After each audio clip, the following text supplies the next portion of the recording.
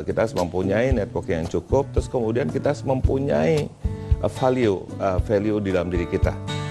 Kalau misalnya kita sudah mempunyai value, tentunya kita akan dilihat dengan orang lain bahwa kita menjadi seorang yang mempunyai kualitas yang cukup untuk memajukan suatu perusahaan. Kemudian setelah kita mempunyai value dan kita mempunyai mempunyai posisi yang cukup, tentunya setelah itu kita harus menjadi seorang pemimpin yang baik. Nah, pemimpin yang baik harus mempunyai kemampuan speed, dalam arti bahwa menyelesaikan suatu masalah dengan cepat, terus kemudian menyelesaikan masalah dengan kualitas yang cukup baik, dan terakhir bahwa kita harus mempunyai kualitas dalam menyelesaikan masalah dengan cukup baik.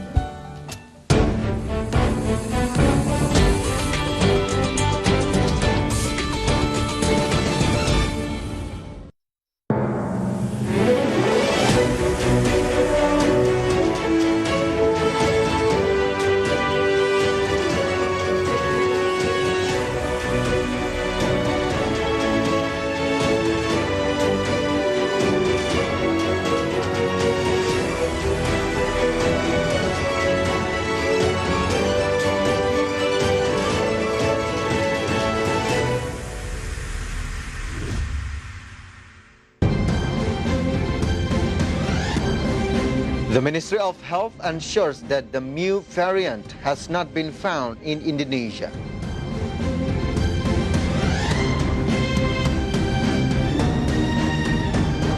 .1% of El Nusa shares owned by Pertamina have been fully transferred to Pertamina Hulu Energy.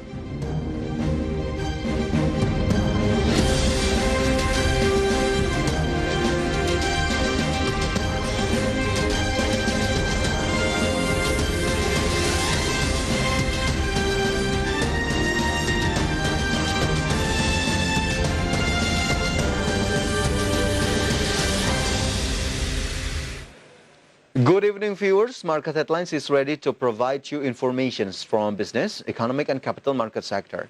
And as the pandemic is still going on, we will provide you the latest COVID-19 information. Please stay safe by taking some simple precautions, such as physical distancing, wearing a mask, avoiding crowds, cleaning your hands, and having less mobility. And with me, Fajar Wayong, this is Market Headlines.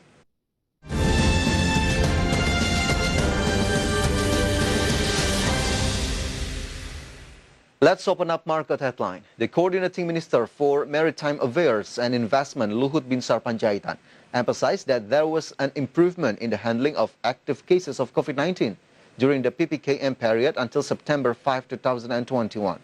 Indicators of improvement were seen from the decline in the level of several provinces. Currently, only 11 regencies in Java and Bali are still standing at level 4.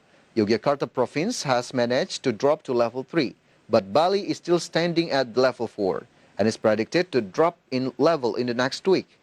Despite extending the implementation of PPKM, the government made several adjustments and easing, such as extending the dine-in time to 60 minutes with a capacity of 50% and a trial opening of 20 tourist attractions in city and district level 3.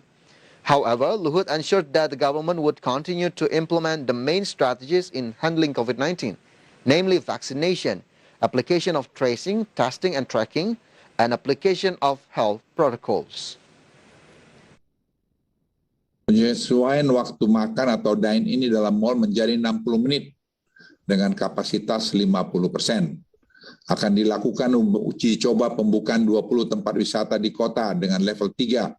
Dengan penerapan protokol kesehatan yang ketat dan implementasi platform peduli lindungi.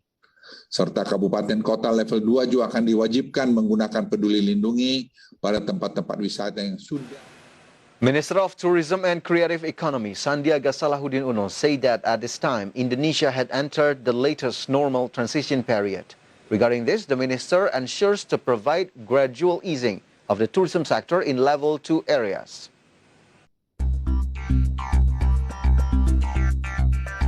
Minister of Tourism and Creative Economy, Sandiaga Salahuddin Uno, said that at this time, Indonesia had entered the latest normal transition period, which refers to cases of COVID-19 transmission. Even though the situation is getting under control, Sandiaga asked the public not to let their guard down because of the euphoria. Meanwhile, with cases getting under control, the government will provide gradual easing of the tourism sector in level 2 areas. Even so, the implementation of health protocols is an important thing that must be prioritized. Dan untuk daerah yang sudah mencapai tentunya tidak bisa sekaligus dibuka tempat wisata, tapi melalui proses yang bertahap karena kita tidak ingin terjadi peningkatan kasus secara juga drastis setelah dibuka tempatnya, dan untuk itu kita juga harus mengantisipasi beberapa varian. Health tourism is planned to be implemented in a number of areas such as Jakarta, Medan, and Bali. From Jakarta, Ade Firmansyah for IDX Channel.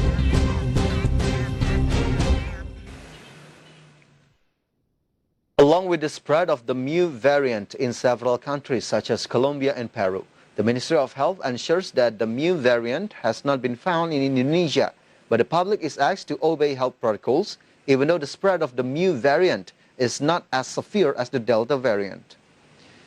Deputy Minister of Health, Dante Saxono Harbuono, confirmed that the Mu corona variant had not been detected in Indonesia. Dante explained that the Health Ministry had examined 7,000 samples using the whole genome sequencing method. Dante said the Mu variant had resistance to vaccines in a laboratory context, but the spread is claimed not to be like the Delta variant.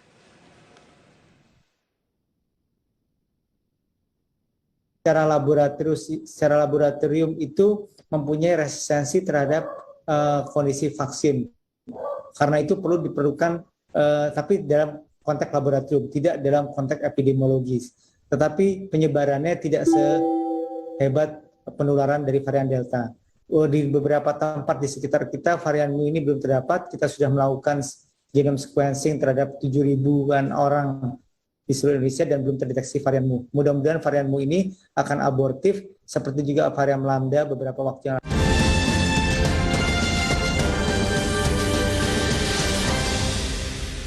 And we're moving on to global update. Guinean government officials are barred from leaving the country until further notice, and a curfew imposed in mining areas has been lifted. Meantime, French energy giant Total signed mega contracts with Iraq worth $27 billion to develop oil fields, natural gas, and a crucial water project. More stories on today's International Minute.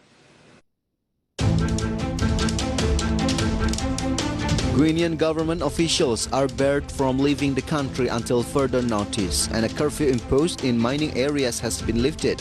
The leader of an army unit that overthrew President Alpha Condé has said. On Monday, Colonel Mamadi Doumbouya told a gathering of Condé's ministers, including the Prime Minister and top government officials, that they should also hand back their official vehicles. French energy giant Total signed mega contracts with Iraq worth $27 billion to develop oil fields, natural gas, and a crucial water project that officials said Monday will be key for the oil-rich country to maintain crude output. The deals were signed on Sunday with Prime Minister Mustafa Al-Kadhimi in attendance, according to a Ministry of Oil statement. Britain said Monday it is postponing the start of post-Brexit border checks on goods going to Northern Ireland, as it seeks breathing space in its tense standoff with the European Union over trade rules. Brexit Minister David Frost said the government would continue to trade on the current basis, maintaining grace periods that the UK gave itself after splitting from the EU's economic embrace at the end of 2020. Qatar will soon resume funding for civil servants and poor families in the besieged Gaza Strip under a new mechanism involving the Palestinian Authority and the United Nations, the Gulf States Aid Envoy has said. Envoy Mohammed Al-Emadi said after meeting leaders from Hamas, the Palestinian group that governs Gaza, that Qatari stipends for civil servants and poor families suspended since May would resume in the coming days. IDX Channel reports.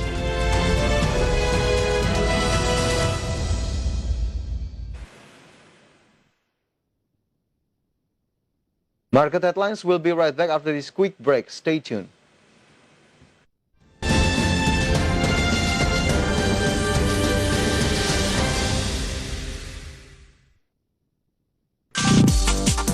Awali hari Anda dengan beragam informasi bisnis terkini yang kami kemas dalam berita teraktual dan berkualitas.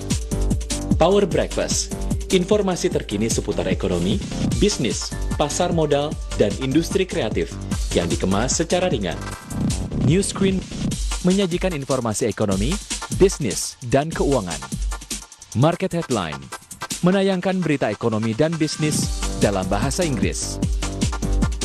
Saksikan program-program berita ekonomi dan bisnis terkini langsung dari sumbernya, live hanya di IDX Channel. Your Trustworthy Economic, Business, and Capital Market Channel. Presiden Joko Widodo memiliki optimisme yang tinggi terkait dengan proses vaksinasi nasional yang sedang dilakukan saat ini. Bagaimana tanggapan dari pengusaha dengan angka ini? Tentu membuat kita harus lebih berhati-hati. Langkah apa yang tepat dilakukan untuk bisa meningkatkan pemahaman masyarakat? Komunikasi publik adalah kunci. Jadi kita harus bisa menunjukkan kepada masyarakat bahwa vaksinasi itu penting. Indonesia dipastikan sudah terlepas dari jurang resesi ekonomi setelah berhasil tumbuh positif. Pemerintah melihat bahwa Q4 adalah potensi untuk kita membalikkan keadaan kembali. Kita memperkirakan. Satgas COVID-19 tetap mengingatkan agar masyarakat tetap disiplin dalam menegakkan protokol kesehatan. Pemerintah akan melakukan upaya terbaik untuk memvaksinasi sebanyak mungkin orang dan secepat mungkin. Kementerian Perdagangan optimistis target pemerintah untuk membuat 30 juta UMKM go digital bisa tercapai di akhir tahun 2023. Wisata Bali dan Labuan Bajo hingga saat ini masih menjadi favorit.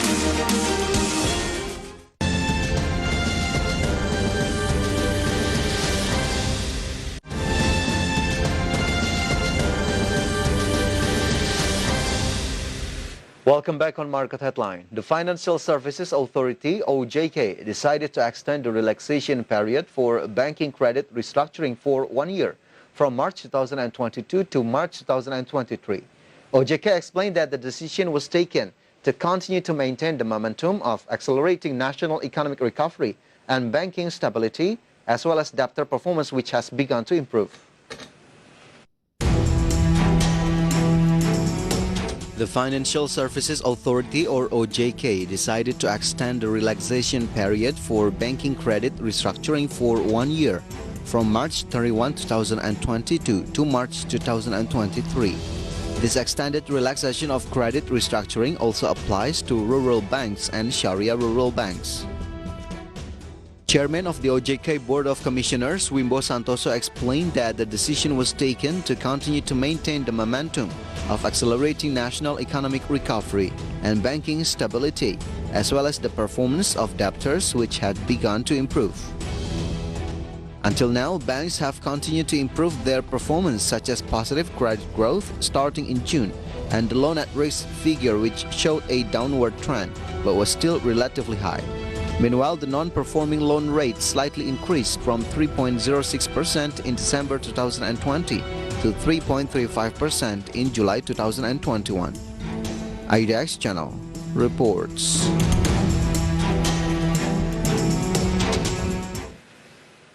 Yes, the credit restructuring policy was officially extended. So what things need to be considered in this policy? And what's the response from banks and business actors? Let's explore it in the following infographics. We're moving on to the first graphic. In the first graphic, we can see the application of risk management in restructuring relaxation, the criteria for restructuring debtors who are eligible for an extension, adequacy of allowance for impairment losses, prerequisites for dividend distribution, stress testing the impact of restructuring on the bank's capital and liquidity. The criteria or application of risk management is taken from the Financial Services Authority. And the Chief Executive of OJK Banking Supervision, Heru Kristiana, said the extension of the relaxation of credit restructuring is part of a counter-cyclical policy and is one of the driving factors needed to support the performance of debtors, banks, and the economy in general. Until now, banks have continued to improve their performance, such as positive credit growth starting in June and the loan at risk figure, which showed a downward trend but was still relatively high. Meanwhile, the number of non-performing loans increased slightly from 3.06% to 3.35% in July 2021. And then what about the realization of bank credit restructuring so far? The data is in the next graphic. So the bank credit restructuring per June 30, 2021, restructuring value 791.93 trillion rupiah, with number of debtors 5.03 million. And the debtor category consists of MSMEs and non-MSMEs. The data is taken from Financial Services Authority, or OJK. As many as 3.55 million debtors are MSME debtors, with a total debt balance of 290.56 trillion rupiah. Meanwhile, non-MSMEs amounted to 501.37 trillion rupiah, or 63.31%. By looking at these conditions, the banks must be able to manage risk properly and maintain healthy conditions so that they can continue to contribute to the economy. OJK as a regulator will of course continue to keep the banking industry growing healthy and able to face various challenges in the pandemic era. With the extension of the credit restructuring policy, what is the response from banks in Indonesia? Let's see it in the next graphic. So the first response from Bank Negara Indonesia, or BNI. David Pirzada, Risk Management Director of BNI, stated that we hope that the Indonesian economy will continue to grow along with the vaccination program and the extension of the credit restructuring stimulus will be able to provide enough space and time for the business world to recover. So BNI's Corporate Secretary Muharram said that the extension of the restructuring relaxation could help BNI to continue to maintain the performance of the debtors' COVID restructuring, which had improved, of course. And furthermore, BNI will continue to improve credit quality through improved risk management and initiatives to maintain the quality of restructured loans. And similarly, Bank Mandiri welcomes the decision to extend credit restructuring, where as of July 2021, Bank Mandiri's total loan restructuring has reached 92.55 trillion rupiah. This position has decreased compared to the previous period, which is said in line with the economic recovery. And on the other hand, how do business actors respond to this? Let's move on to the next graphic. So we can see the response from the business actors presented by Sarman Simanjorang, Deputy Chairperson of Kadin for Regional Autonomy Development.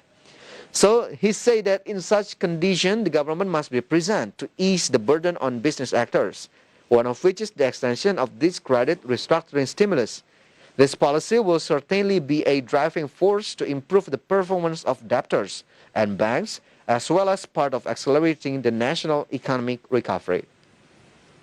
And the decision to extend the restructuring relaxation is expected to give business actors the flexibility to regulate cash flow so that it can manage cash flow according to the priority scale to survive.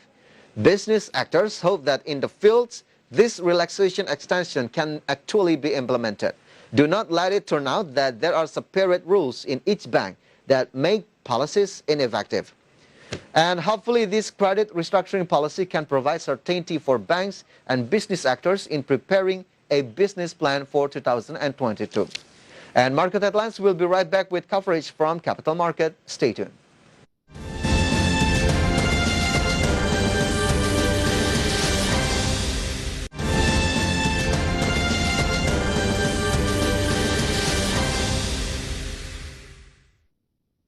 Wilayah kerja minyak dan gas bumi, Rokan, kembali ke pangkuan Ibu Pertiwi. Presiden Joko Widodo kemarin meluncurkan sistem online single submission atau OSS berbasis risiko di Kementerian Investasi. Jadi untuk menjadi pengusaha gitu, tapi kalau perizinannya susah, ya nggak jadi. Betul, pelaku usaha lokal juga ini kan merasa didukung ya, dan ketika para pelaku usaha ini bisa tumbuh, ini kan juga bisa mendorong perekonomian pada akhirnya, betul ya? Pasti. Biar komitmen itu menjadi realisasi investasi. Saya Prisa Samodatu membawakan program Berita News Screen yang menghadirkan informasi seputar ekonomi maupun juga bisnis dari dalam negeri.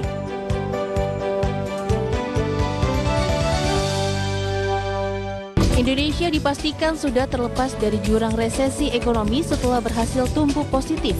Pemerintah melihat bahwa Q4 adalah potensi untuk kita membalikan keadaan kembali.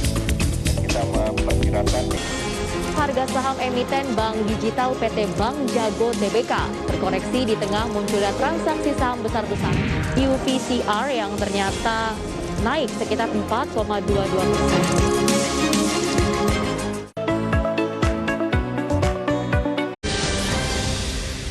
Welcome back on Market Headlines. At the Jakarta Composite Index intraday movement earlier today, JCI was open at the level of 6,135.87.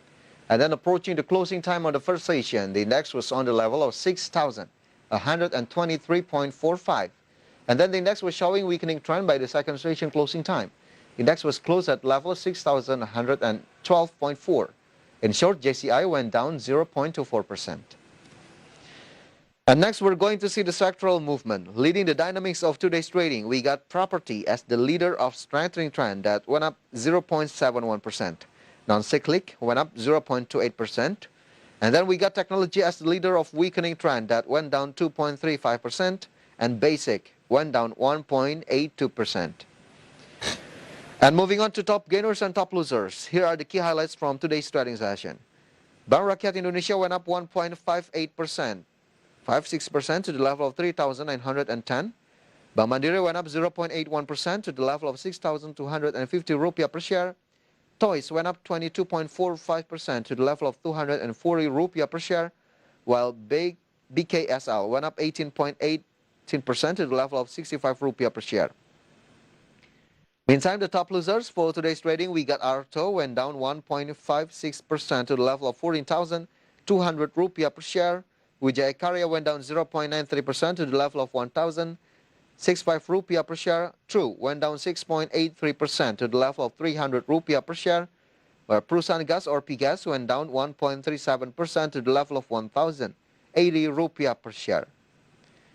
And let's see the intraday movement of rupiah towards US dollar. Open at the level of 14,239. Rupiah was also showing strengthening trend towards US dollar and was closed at the level of 14,179. In summary, rupiah went up 0.3%.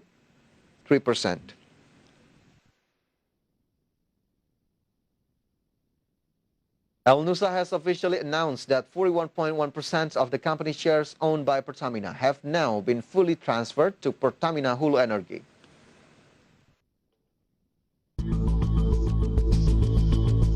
El-Nusa has officially announced that 41.1% of the company shares owned by Pertamina have now been fully transferred to Pertamina Hulu Energi.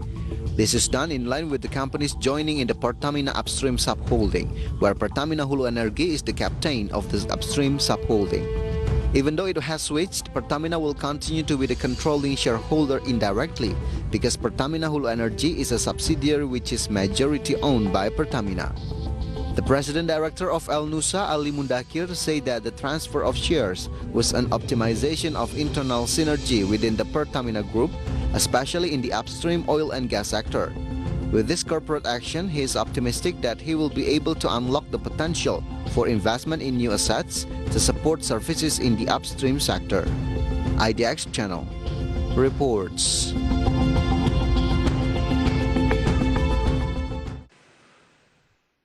From health sector, Medikaloka Pertamina Hermina has started to buy back shares in the secondary market. The estimated nominal value of the buyback is 30 billion rupiah with a maximum of 25 million shares.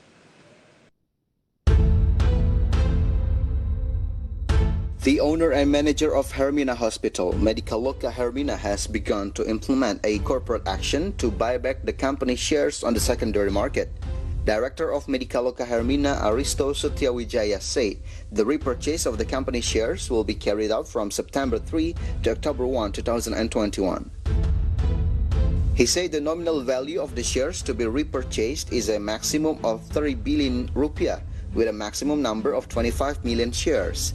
It was said that the company has sufficient working capital and cash flow to carry out the plan to buy back shares, so that the board of directors of the company considers that the implementation of this share buyback will not significantly affect the company's income.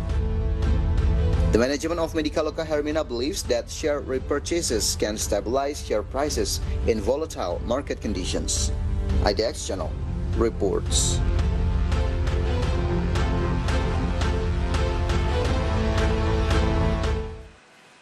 During the first semester this year, Buyung Putra Sembada recorded online sales growth of 10% year-on-year.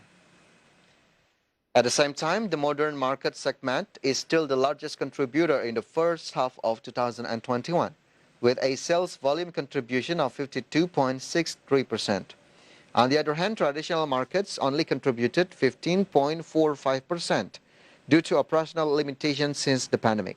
So to boost its sales, the company has pushed online channels in the first half of 2021, considering that people are getting used to online shopping, even to buy consumer basic needs such as rice. Furthermore, the company continues to look for the best growth strategy amidst the pandemic. One of the efforts is to add new distribution channels and create distribution alternatives, including preparing several new products.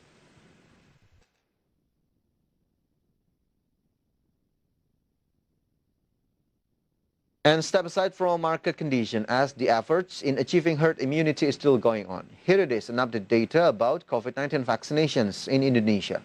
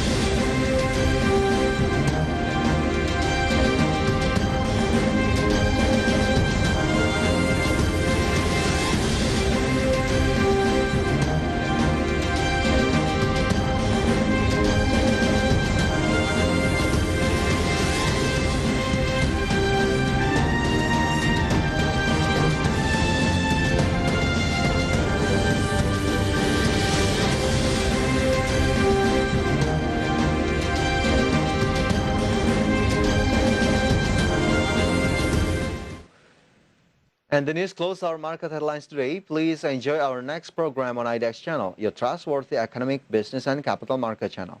And viewers, we can get through this pandemic by staying disciplined on health protocols. Everyone must wear a mask because it can protect us from COVID-19. Use masks properly and encourage family and people around us to do the same. I'm Fajar Wayong. Have a nice evening and stay safe.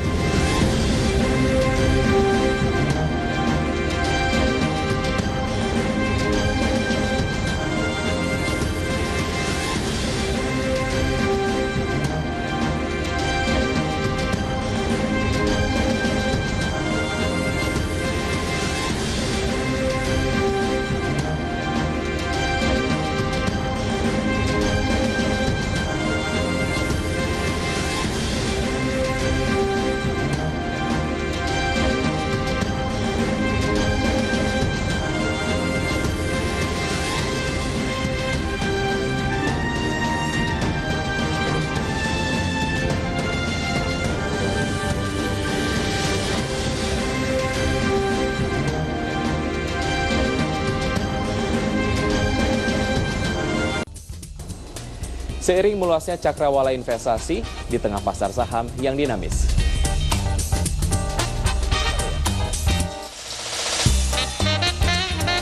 Analisa mendalam diperlukan untuk menemukan saham berorientasi value yang menghasilkan kinerja yang tinggi.